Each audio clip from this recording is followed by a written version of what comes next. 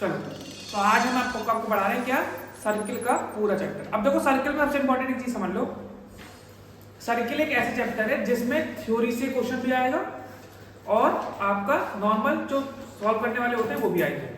Theory से question कैसे आएंगे, एक मार्क्स के लिए एमसीक्यू। तो इसका मतलब क्या है कि आपको सर्किल में जो जो टर्मिनोलॉजीज यूज हो रही है, टर्मिनोलॉजीज मतलब क्या होता है, वर्ड्स, जैसे कि टेंजेंट, सेकेंड, सेगमेंट, सेक्टर और क्या होता है आपका कॉर्ड, इन सब के बारे में प्रॉपर नॉलेज होना जरूरी है। तो पहले हम पढ़ेंगे इन सबके कि एक मैं आपको डायग्राम से समझा दूंगा कि होता क्या है। अच्छा, इसकी जो है पीडीएफ मैं आपको शेयर कर दूंगा, तो वो आपको ज्यादा या जिसको नोट करना है नोट कर ले, जिसे नोट नहीं करना है वो नोट ना करे, उसको पीडीएफ तो मिल ही जाएगी। अब देखो सबसे इंपॉर्टेंट चीज, सर्किल में एक रेडियस होती है। अब आपको एक बात पता होगी, आप लोग कोऑर्डिनेट पढ़ चुके हैं, कोऑर्डिनेट ज्योमेट्री, तो आपको पता है, अगर आप भी बचपन में पता है कि अगर एक लाइन बनानी है तो आपको मिनिमम कितने पॉइंट चाहिए, दो। इसका और ये एक रेडियस क्या होती है, लाइन। विदाउट रेडियस आप सर्किल बना सकते हैं? कोई है इसमें से बना सकता है? नहीं। यानी कि मुझे क्या चाहिए, रेडियस, और रेडियस क्या होती है, लाइन। तो इसका मतलब मुझे कितने पॉइंट चाहिए मिनिमम सर्किल बनाने के लिए, दो। एक से क्या मिलेगा मुझे,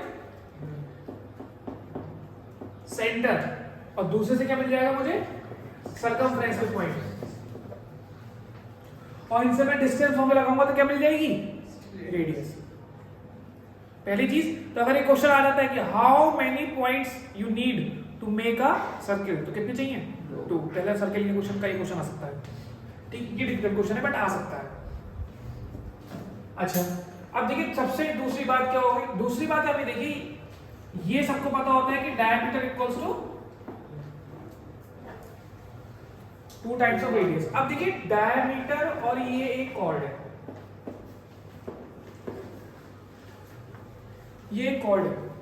अब देखिए कॉर्ड अगर है ये, तो कॉर्ड की डेफिनेशन क्या होती है, कॉर्ड एक ऐसी लाइन होती है जो सर्किल के अपोजिट पॉइंट्स को मिलाती है। सबसे इंपॉर्टेंट डेफिनेशन है ये। कॉर्ड आपको कैसे पता चलेगा कि कॉर्ड है, वो हमेशा सर्कमफ्रेंस के दो अपोजिट पॉइंट्स को मिलाएगी, तो वो क्या लाइन कहलाएगी, कॉर्ड। देख लो आप, P और Q अपोजिट है, कोई भी पॉइंट ले लो, ये ले लो, इसके अपोजिट कौन सा आएगा, ये, तो क्या बन जाएगी आपको ये, इनको ज्वाइन कर दोगे तो कॉर्ड। लार्जेस्ट कॉर्ड कौन सी होगी, जो सेंटर से गुजर जाए, डायमीटर। लार्जेस्ट कॉर्ड कौन सी होगी, डायमीटर, ठीक है। अच्छा, कोई प्रॉब्लम यहाँ तक? अब उसके बाद क्या आता है आपका, टेंजेंट। सबसे हॉट टॉपिक तो इसका, इस चैप्टर का यही है, tangent. Tangent is a line that passes through a single point. That point should lie on a circumference. यानी कि टेंजेंट एक वो लाइन होती है जो कहां से गुजरेगी, सर्किल के ऊपर से गुजरेगी, मतलब सर्किल के सर्कमफ्रेंस को टच करेगी। कितने पॉइंट पे, एक पॉइंट, सिर्फ एक पॉइंट। समझ में आ गया आपको? इसी से अगर देखिए ये कॉन्सेप्ट बच्चों क्लियर नहीं है ना, तो पहले थ्योरम नहीं कर पाएगा, अभी मैं कराऊंगा। दूसरा है सेकंड, इसका क्वेश्चन नहीं है आपके में, कोई भी क्वेश्चन से रिलेटेड नहीं है, लेकिन थ्योरी से रिलेटेड है इसका क्वेश्चन। सेकंड क्या होता है, वो लाइन जो सर्किल को इंटरसेक्ट करती है दो पॉइंट पे, याद रहे इंटरसेक्ट, ज्वाइन नहीं। कॉर्ड क्या करती है, ज्वाइन, और सेकंड क्या कर रही है, इंटरसेक्ट। यानी कि ये सर्किल के आर पार जाएगी, यानी कि ये आपकी एक्स वाई मान लीजिए, ये क्या कहलाएगी, सेकंड। ये क्या कहलाएगी, टेंजेंट। क्लियर हो गया आपको, कॉर्ड, डायमीटर, रेडियस, टेंजेंट और सेकंड। सेकंड सेंटर से जा सकती है, हाँ सेकंड जा सकती है, लेकिन वो डायमीटर निकलेगी। ये सेंटर से पास करवा दो आप इसको ऐसे, लेकिन हमारी कंडीशन सेटिस्फाई होनी चाहिए। कितने पॉइंट पे कट कर रही है सर्किल को, दो, और ये सर्किल को इंटरसेक्ट कर रही है, ना कि ज्वाइन।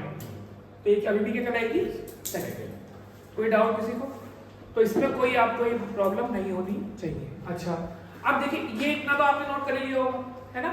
इसके बाद मैं आपको बताता हूँ सेक्टर और सेगमेंट। सेगमेंट बच्चों को बड़ा प्रॉब्लम होता है, तो सेगमेंट के बारे में ध्यान सुनिए। पहले हम डील कर रहे हैं फिर सेक्टर। देखिए अगर सेंटर से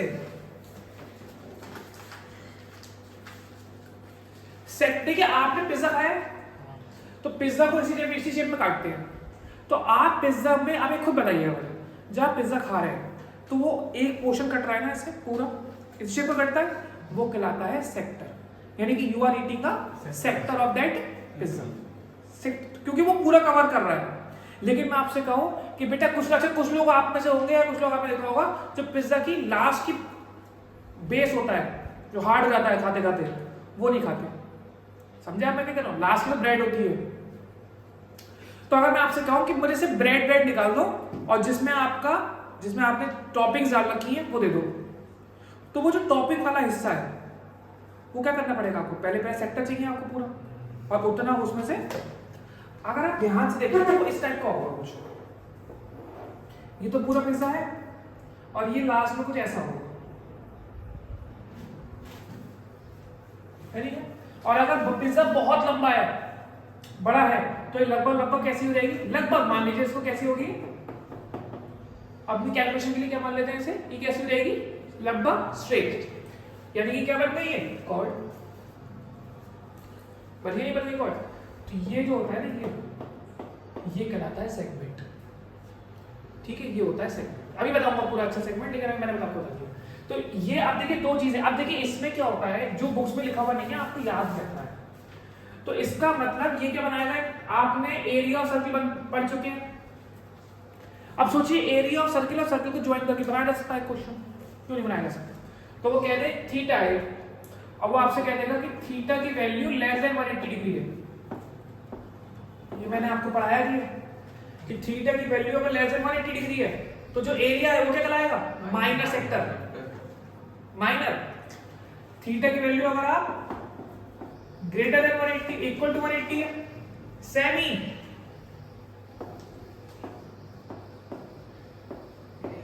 मेजर। तो ये हो गया माइनर, सेमी, मेजर। ये आप फॉर्मूले में रख के देख भी सकते हैं कि अगर आप theta upon 360 degree into pi r square लगाएंगे तो 180 लगाएंगे तो क्या आ जाएगा? 180 से डिवाइड हो जाएगा 360 तो 1/2, तो पाई आर स्क्वायर बाय 2। ऐसे फॉर्मूला बनता है सेमी सर्किल का, हाफ हो जाता है। ठीक हो गया।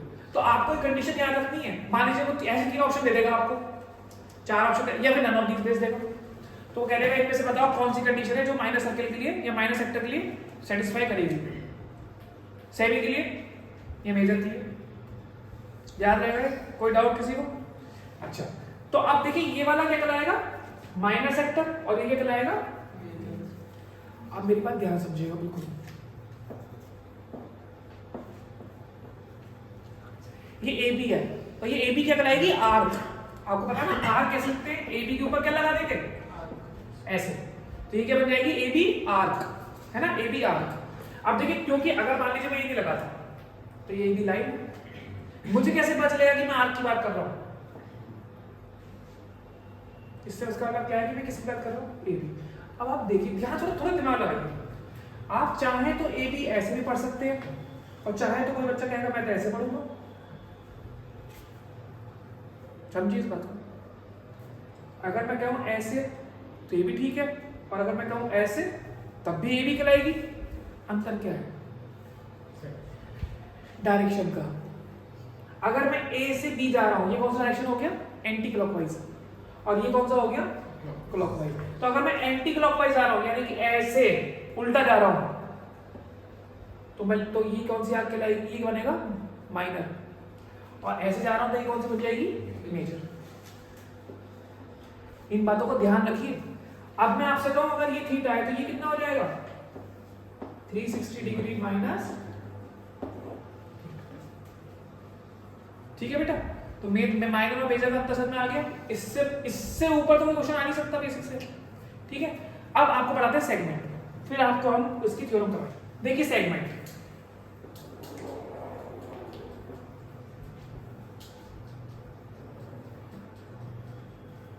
ये कॉर्ड है, तो कॉर्ड जो एरिया बनाती है किसके साथ? सर्कमफ्रेंस के साथ। किसके साथ? जो पोर्शन क्रिएट करेगी, यानी कि ये करेगी और एक ही ऊपर वाला करेगी। तो ये क्या कहलाएगा, माइनर सेगमेंट। बेटा इसमें क्वेश्चन बहुत चांसेस आ जाएगा, एरिया ऑफ सर्किल में है क्वेश्चन बहुत सारे जिसमें वो कहता है ये वाला एरिया निकालो, तो आप क्या करते थे, सेक्टर एरिया में से ट्रायंगल एरिया माइनस करते थे। हाँ, और ये कहलाएगी मेजर सेगमेंट। कोई डाउट किसी को भी? तो सेगमेंट में क्लियर हो गया, ये माइनर और ये मेजर, ठीक है, बहुत बढ़िया। अब देखिए पहली थ्योरम, पहली थ्योरम इस चैप्टर की सबसे इजी थ्योरम है और सबसे ज्यादा अंडररेटेड है, क्योंकि बच्चों को बिल्कुल समझ में आती नहीं है। आपसे क्वेश्चन पूछ लेता हूं इस थ्योरम से पढ़ने से पहले, सबके लिए है क्वेश्चन। ये दो लाइन पैरेलल है, अब मुझे इसमें शॉर्टेस्ट डिस्टेंस चाहिए। कैसा डिस्टेंस चाहिए? Shortest distance. समझते हैं आप शॉर्टेस्ट डिस्टेंस क्या होता है? सबसे छोटा डिस्टेंस। तो अब मुझे एक इस पॉइंट पे जाना है ना, यहाँ पे कहीं पे भी हूं मैं, लेकिन मुझे इस पॉइंट पे जाना है।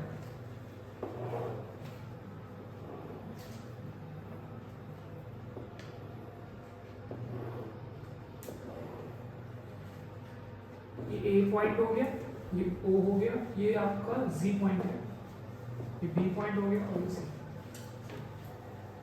अब मुझे बताइए, आप लोग कॉमन सेंस ला के बताइए शॉर्टेस्ट डिस्टेंस कौन सा है?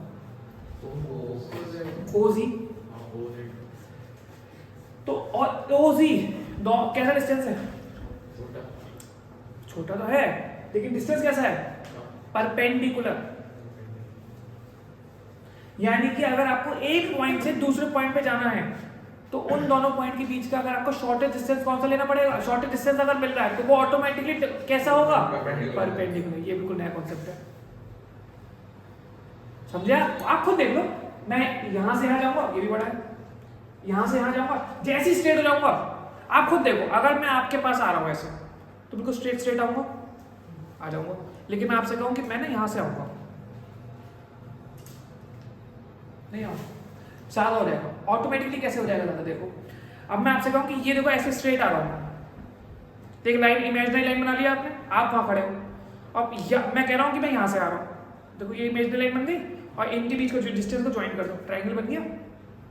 ये हाइपोटेनियस है और हाइपोटेनियस ट्रायंगल की सबसे बड़ी होती है। तो इसका मतलब आपको ये बात याद रखनी है कि दो पॉइंट के बीच का कैसा डिस्टेंस हो, सबसे शॉर्टेस्ट डिस्टेंस अगर है या दो पॉइंट्स का, ये एक पॉइंट और एक लाइन के बीच का डिस्टेंस है और शॉर्टेस्ट है, तो वो ऑटोमेटिकली कैसा हो जाएगा? परपेंडिकुलर। ठीक है, तो नेक्स्ट थ्योरम ये कहती है कि जो टेंजेंट अगर आप ड्रॉ करते हैं, थ्योरम का स्टेटमेंट ये है कि if we draw a tangent to a circle that tangent is perpendicular to the radius. वो जो टेंजेंट है वो रेडियस क्या होगी? उसमें परपेंडिकुलर होगी। We need to prove it. I already give you the notes of this theorem, आपको सिर्फ क्या समझना है यहाँ पे कि वो हो कैसे रही है। ठीक है, ठीक है। हाँ, जो लोग ऑनलाइन देख रहे हैं उनको डिस्क्रिप्शन में मिल जाएगा। देखिए अब इससे मैं आप लोगों से पूछूंगा क्वेश्चन, तो आपको आंसर करना है।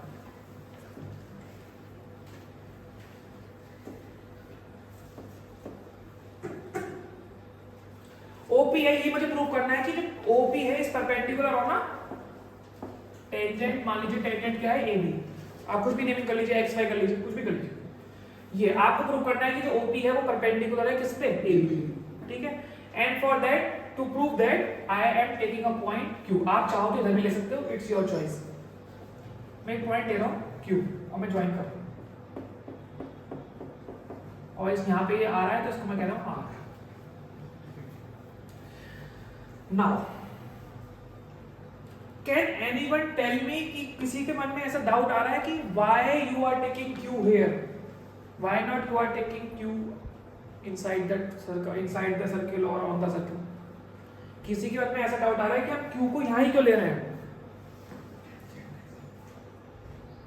You can speak.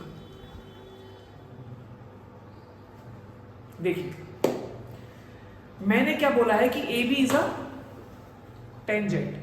ये बात, यही तो इसमें पॉइंट है, ये लिख के आना है आपको एग्जाम में, मार्क्स नहीं मिलेंगे, नोट्स में भी है। A B is a tangent. अगर मैं, और क्यू पॉइंट किस पे लाई कर रहा है? टेंजेंट ए बी में। अगर मैं क्यू पॉइंट को सर्किल के अंदर ड्रॉ कर दूंगा, तो टेंजेंट 2 पॉइंट पे कट कर जाएगी, एक तो P पे और एक Q पे, तो वो टेंजेंट रहेगी या सेकंड बन जाएगी? सेकंड। और हमें क्या बना के रखना है इसे? That's why Q must be outside the circle. ये लिख के आना पड़ेगा आपको, टीचर आपकी कॉपी चेक कर रहा है, बिल्कुल आप पर जाहिर बन जाता है, मैंने बता रखा है बात। आपको जो भी चीज आप एज्यूम कर रहे हैं, लिख रहे हैं, उसको आपको मेंशन करना है, खासकर तब जब ये 2 या 3 मार्क्स में, क्योंकि इसे प्रूफ के बाद प्रूफ के नाम पे लिस्ट लिखना है, लेकिन वो लिखने में अगर आपको समझ है तो आप लिख दोगे, आपको कितना याद रखोगे, डेटा याद नहीं रख सकते हो पूरा स्टेप बाय स्टेप, लेकिन लिख लोगे। तो क्यू का सर में आएगी, क्यू पॉइंट आगे क्यों है? अब एक बात बताओ, OP is the radius of the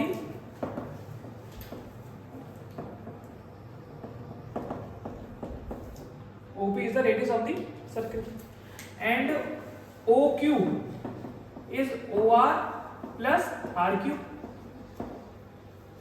and OR is the radius of the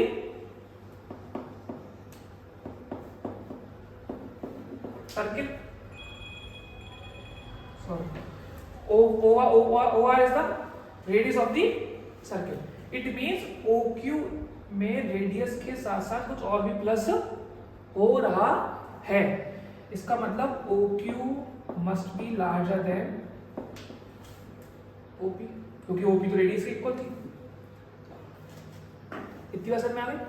अच्छा, पहली बात क्लियर हो गई, चलिए ठीक है। अब आप देखिए AB पे कहीं भी पॉइंट ले लीजिए, आप कहीं पे, चाहे तो आप यहां पे भी ले लीजिए, वो पॉइंट हमेशा इससे OP से हमेशा क्या आएगा? बड़ा। It means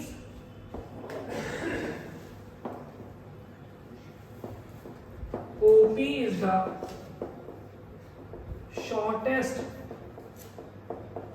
distance between center and tangent AB. OP जो है वो शॉर्टेस्ट डिस्टेंस है सेंटर और टेंजेंट AB के बीच में, and we know shortest distance is always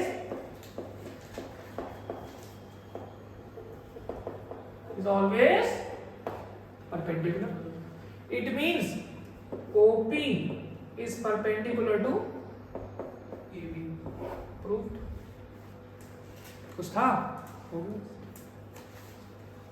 बताओ, कोई रटने की जरूरत समझ में आ गया? किसी को भी डाउट है? इसके बेसिस पे क्वेश्चन हो जाएंगे। अब देखिए आपको याद क्या रखना है, आपके दिमाग में बिल्कुल मैंने ये बता रखा है, बच्चे बड़े ही समझते हैं कि भैया ये होगा, देखो ऐसा है, ये लिख लो, पहले मैं बताता हूं, मैं ये लिख लो, लिखना है लिख लो, नहीं लिखना मत लिखो, ध्यान समझिएगा। क्वेश्चन में आपको फिगर देख के ही समझ में आ जाना चाहिए कि 90 डिग्री बना रही है नहीं बना रही है। I am giving you a simple question, जो फेवरेट क्वेश्चन है, हर किसी के प्री बोर्ड में आया होगा, हर बच्चे के, हर स्कूल का फेवरेट क्वेश्चन हो जाता है। फिगर देख के समझ जाएंगे आप। ये देख के समझ में आ जाएगा। अब देखिए सबसे बड़ी बात, बिल्कुल शांत रहिए, ये क्या है? रेडियस, ये क्या है? टेंजेंट, खत्म बात, ठीक है। तो इसका मतलब इन दोनों एंगल्स का कोई खेल है नहीं। अब इसके अंदर कितनी साइड है? 1 2 3 4। क्वाड्रिलेटरल में कितना सम होता है? 360।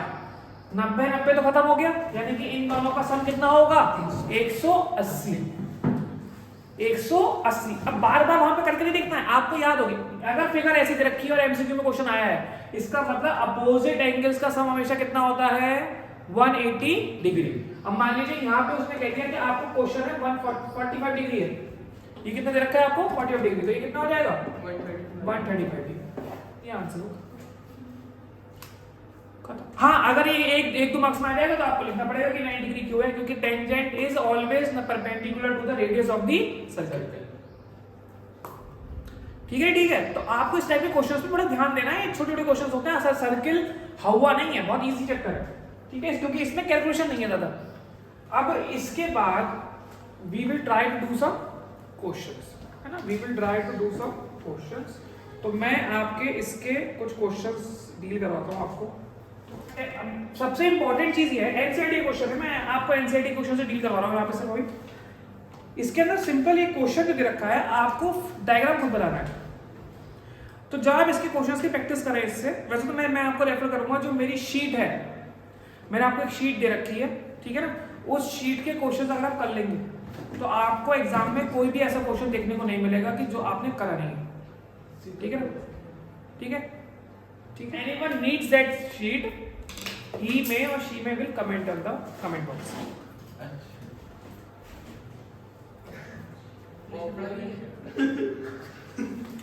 देखिए टेंजेंट PQ, जैसे आपने पढ़ा कि टेंजेंट PQ है, तो देखिए टेंजेंट तो बहुत जगह बन सकती है, लेकिन मेरी आपको प्रेफरेंस रही है हमेशा कि टेंजेंट हमेशा यहां से बनाए, डायग्राम अच्छा बनेगा और आपको इजी रहेगा।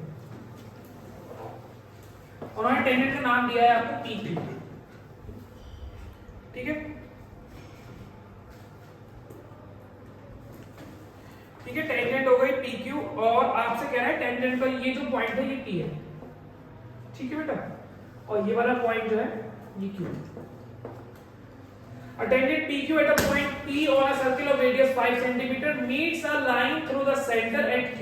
कह रहा ये एक सेंटर से सेंटर है, सेंटर ज्वाइन किया जा रहा है P पे, जिसकी रेडियस आपको दे रखी है 5 सेंटीमीटर। सबसे पहले तो आपको डायग्राम बनाना है और सेंटर को ज्वाइन किया गया है Q से।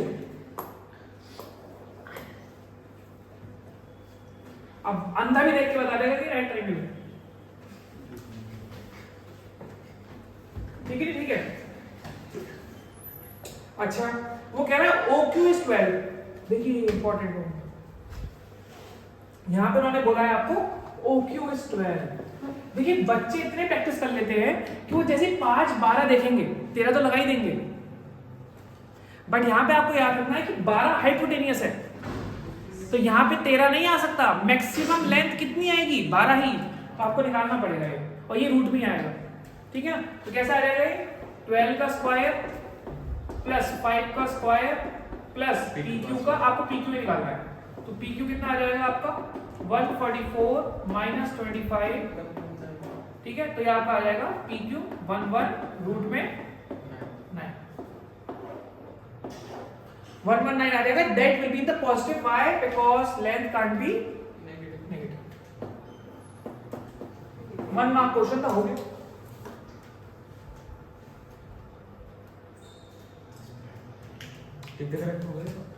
हाँ, तो MCQ में हो सकता है ऐसा क्वेश्चन, हो सकता है 1 मार्क में हो, और ये भी हो सकता है कि इससे केस स्टडी आ जाए, इससे अगर केस स्टडी आएगी तो बड़ी खतरनाक आएगी, ये बात याद रखिएगा। केस स्टडी मैं आज तो नहीं करा रहा हूँ, लेकिन करा दूंगा, तो इस तरह के क्वेश्चन आप कर लेंगे। अच्छा एक चीज और, ये क्वेश्चन है इसी में है, ये बड़ा अच्छा क्वेश्चन है, इसमें देख लीजिएगा 1 मार्क्स का क्वेश्चन आएगा, या अगर आएगा तो मैं ओरल बोलता हूँ। Draw a circle and 2 parallel lines of a given line such that one is a tangent and other is a secant to the circle। कह रहा है आपको एक सर्कल बनाना है जिसमें 2 लाइंस पैरेलल हो टू अ गिवन लाइन, एक line दे रखी है आपको, उससे 2 लाइन पैरेलल होनी चाहिए, यानी कि आपको क्या रखा है एक सर्किल है और इससे एक लाइन के पैरेलल, आपको टेंजेंट बनानी है, पैरेलल होनी चाहिए, एक तो ये हो जाएगी, और कह रहा है एक सेकंड बनानी है, बस 2 मार्क्स का क्वेश्चन है, बनाना था। हाँ डायग्राम करता हूँ, रेडियस आपने मर्जी से ले सकते हैं। अच्छा अब देखिए, अब आता है इसमें एक third question, how many number of tangents can be drawn from a point on a circle. नहीं, you all are wrong. There are cases if that point will lie outside the circle, यानी कि अगर वो point circle से क्या है बाहर, 2 tangent.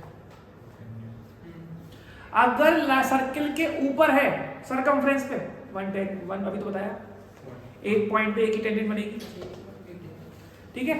And if that point will lie in the inside the circle, how many tangent 0, क्योंकि अंदर तो टेंजेंट आती है। देखा ये क्वेश्चन कितना फाड़ आ सकता है,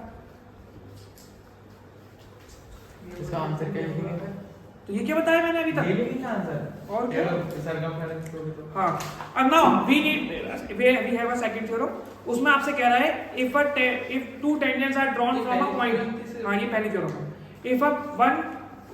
If two tangents are drawn from a point, then those tangents will be equal to each other. This will be the last theorem of this chapter. इसके बाद आपके सिर्फ और सिर्फ क्या है? Questions. क्वेश्चंस की प्रैक्टिस बहुत अच्छे से, मैं आपको कुछ बहुत अच्छे क्वेश्चंस कराऊंगा आज मैं आपको एक क्वेश्चन कराऊंगा जिसमें आपको ट्रायंगल का एरिया यूज होगा, तो वो आपको कराऊंगा। बहुत इजी क्वेश्चन है, आपको मुश्किल से वो है तो 4 मार्क्स का क्वेश्चन, और मेरे ख्याल से वो 2019 में आया हुआ है, लेकिन हम उसको इतना आसानी से करेंगे कि आप तो थ्योरम 2 तो ये कहता है if two tangents are drawn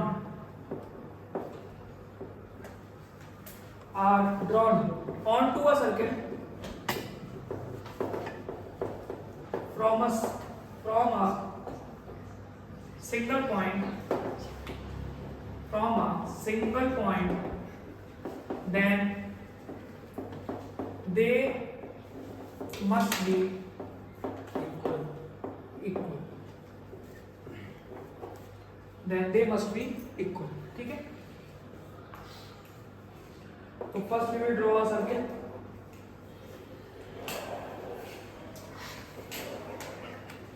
और ये मेरी रिकमेंडेशन है आपको कि सर्कल प्लीज वहां पे आप लोग पेंसिल और कंपास से बनाए, रफली पेन से बनाए, मार्क्स नहीं मिलेंगे. P Q और इसको हम ले लेते हैं O डैश या O प्राइम बोल देते हैं इसे, O डैश O प्राइम जो भी लेना चाहते हैं. अब आपको पता है कि ये क्या हो जाएगा, रेडियस, और ये क्या हो जाएगा आपका परपेंडिकुलर हो जाएगा. तो I will join this. What we need to prove, we need to prove that O dash P must be equal to O dash Q.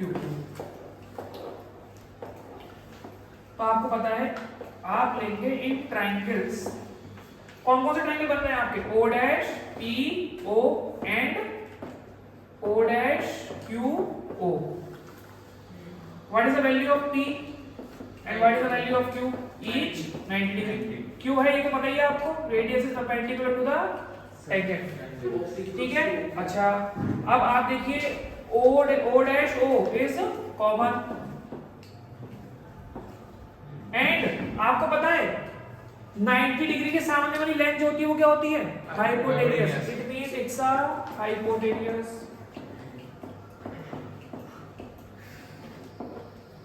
Now OP is equals to OQ by radius. It means triangle O dash PQ and triangle O dash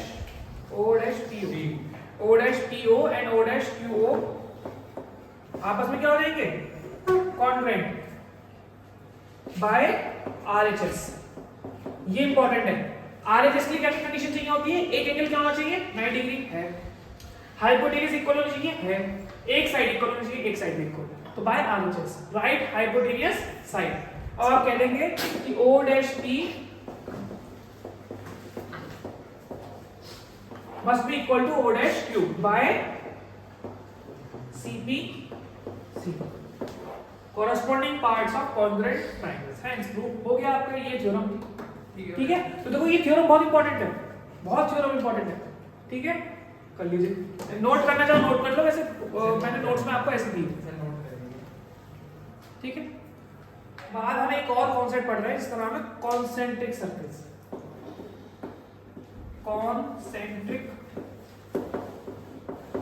इसमें question आता है भाई. देखिए concentric circle वो होते हैं जिनका centre same हो लेकिन रेडियस लगातार चेंज होती रहती है. जैसे कि मैं आपसे कहूं ये दोनों सर्किल क्या होंगे आपके, कॉन्सेंट्रिक. अब एक बात देखिए, इसमें क्वेश्चन ये आता है, हमेशा ये क्वेश्चन आएगा इसमें.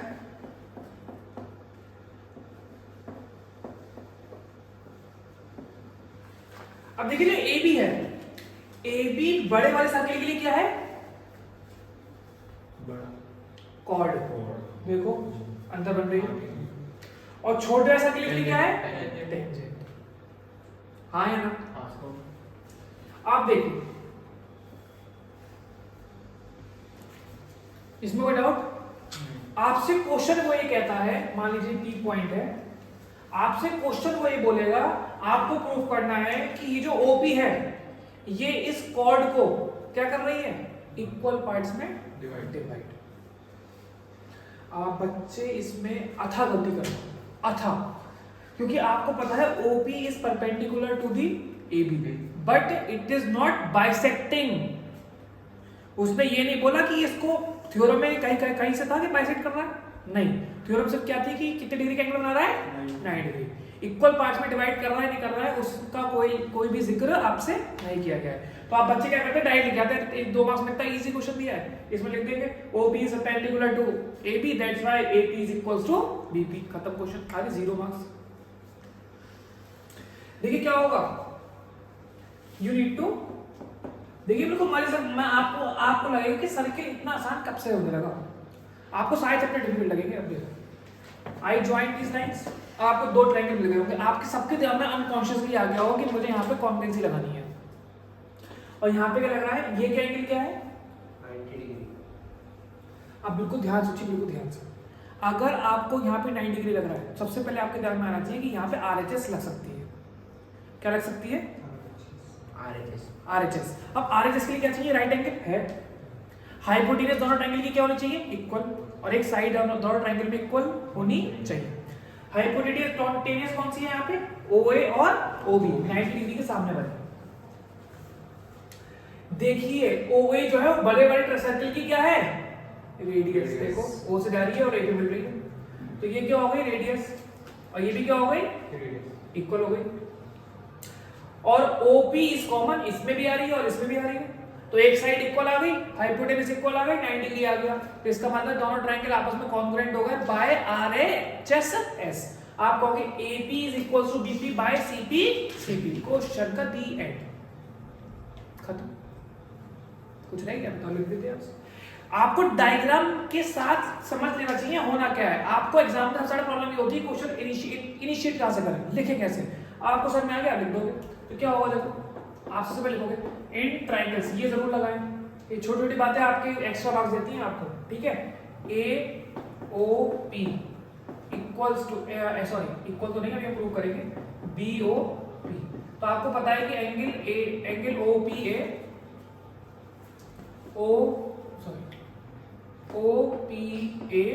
इक्वल है OPB 90 डिग्री ईच। अच्छा, OA is equals to OB by radius, OP is common, OP is common, तो ट्राइंगल AOP कॉन्ग्रुएंट है BOP बाय, प्रॉपर्टी जरूर लेकर आए, RHS, hence AP must be equal to BP by corresponding parts of congruent triangle that is CP/CD। ठीक है ना, तो ये कॉन्सेप्ट याद रखिएगा। अब इस पे कुछ ही पूछ सकता है वो आपसे, क्या कह देगा कि ये ट्रायंगल है, आपसे कहता है ये निकाल दो, ये लेंथ निकाल दो। अब वो आपसे कहता है कॉर्ड की लेंथ निकालो, कॉर्ड की लेंथ निकालो। अब आप अभी देखिए, मान लीजिए एमसीक्यू में क्वेश्चन आ गया, एमसीक्यू में क्वेश्चन कैसे आ जाएगा, ये दे देगा, कहेगा AB की लेंथ बताओ, रेडियस दे देगा आपको 5 और ये दे देगा 13। ये वाली कह देगा छोटी वाली की रेडियस कितनी है आपको 5, और बड़े वाली की रेडियस कितनी है 13। क्या कर कॉर्ड, इस वाली कॉर्ड की लेंथ निकालो, तो आपको पता है 5 है, ये 13 है, तो ये कितनी रहेगी 12, और ये 2 टाइम्स होगी इसके, तो ये भी कितनी रहेगी 24 का।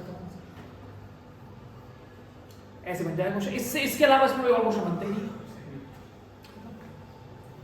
ठीक है भाई, कोई डाउट? देखिए अब मैं आपको एक क्वेश्चन करवा रहा हूं, जो लोग ऑनलाइन देख रहे हैं उनके लिए मैं स्क्रीन पे डाल दूंगा क्वेश्चन, आप लोगों को बोल देता हूं क्वेश्चन क्या है, ठीक है। और क्वेश्चन बहुत अच्छा है, ठीक है। देखिए क्वेश्चन में एक बार पढ़ देता हूं, उसको ध्यान से सुन लीजिएगा, जिसको लिखना है लिख ले।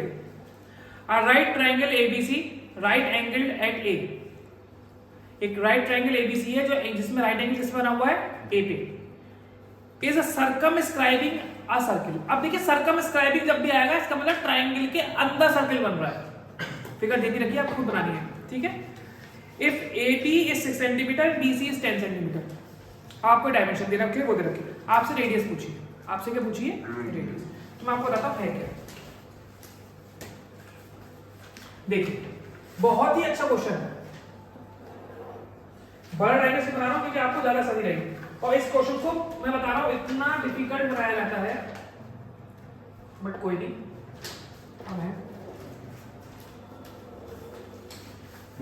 सर्कमस्क्राइबिंग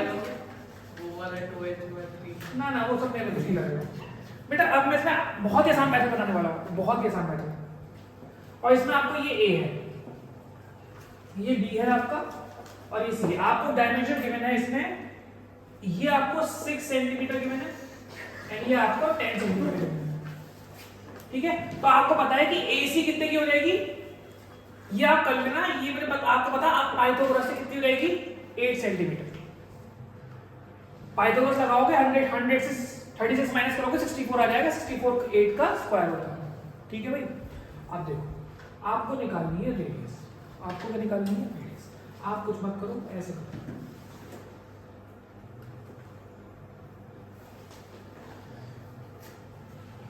यहां तो कोई प्रॉब्लम, बिल्कुल क्रिस्टल क्लियर डायग्राम सब में आ गया, इतने में कर देंगे हम, क्वेश्चन बता रहा हूं मैं इतने में। देखो ध्यान से, ये सब क्या कराएंगे रेडियस, और ये सर्किल के लिए ये क्या है टेंजेंट, यानी कि ये क्या बन गया, ये क्या हो गया, ये क्या हो गया। अब मैं इसको ज्वाइन करता हूं,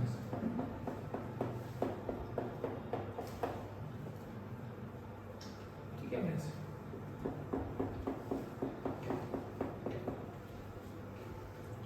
ठीक है, बहुत ही प्यारा क्वेश्चन है, बहुत ही प्यारा। अब देखो इसमें क्या होगा,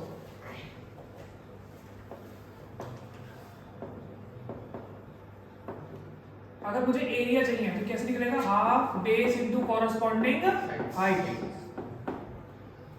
इस पूरे ट्रायंगल का, तो हाफ 8 इंटू 6 कितना आ जाएगा ये आपका 24 सेंटीमीटर स्क्वायर। क्लियर। आप देखिए इसमें ये 3 छोटे छोटे ट्रायंगल बन रहे हैं, इनका एरिया निकालो। तो पहले हम निकालते हैं, हम देखते हैं ट्रायंगल ABC का जो एरिया है वो किसके इक्वल हो जाएगा, एरिया किसके इक्वल हो जाएगा, एरिया OAB के triangle plus area triangle OAC plus area triangle OBC। किसका एरिया निकालते हैं, कितना आ जाएगा हाफ। अब इसके लिए बेस क्या है 6 और हाइट क्या है रेडियस, इसके लिए क्या है 8 और रेडियस, इसके लिए क्या है हाफ 10 रेडियस। तो ये कितनी हो जाएगी 3R, ये कितनी हो जाएगी 4R और ये कितनी हो जाएगी 5R। ये कितना हो जाएगा 12R और ये कितना था 24। R की वैल्यू कितनी आई 4 मार्क्स बताइए।